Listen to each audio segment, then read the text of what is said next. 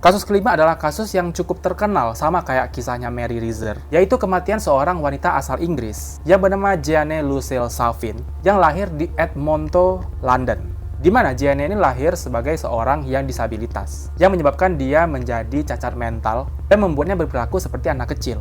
Dan Jeanne ini tewas di usia 61 tahun. Pada sore hari tanggal 15 September 1982, Jeanne bersama dengan ayahnya Jack dan saudara iparnya Don Carroll. Ketiganya ini lagi bersantai seperti biasa di rumah. Nah, Jeanne sama ayahnya lagi berada di dapur saat itu.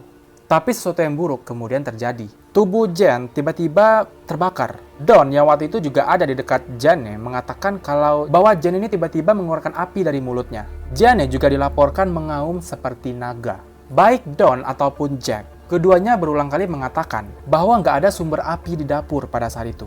Dan mereka juga mengatakan sempat menyiram tubuh si Jeanne dengan air sebelum akhirnya dibawa ke ambulans. Selama perjalanan ke rumah sakit, para petugas juga langsung menangani si Jeanne. Tapi akhirnya dia dinyatakan meninggal dunia karena luka bakar parah setelah 8 hari berada di rumah sakit. Nah, para penyelidik dibuat bingung karena kursi duduk ataupun dinding saat ada di TKP tidak mengalami kerusakan sedikit pun oleh api. Sumber api juga nggak diketahui secara jelas. Nah, menambah keterangan itu, Don, si kakak iparnya tadi, mengatakan kalau pakaian Jeanne bahkan nggak terbakar pada saat itu. Petugas polisi Edmonton bernama Leigh Marsden percaya bahwa ini adalah kasus SHC.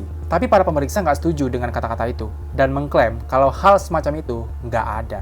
Mereka nggak percaya dengan adanya fenomena SHC ini.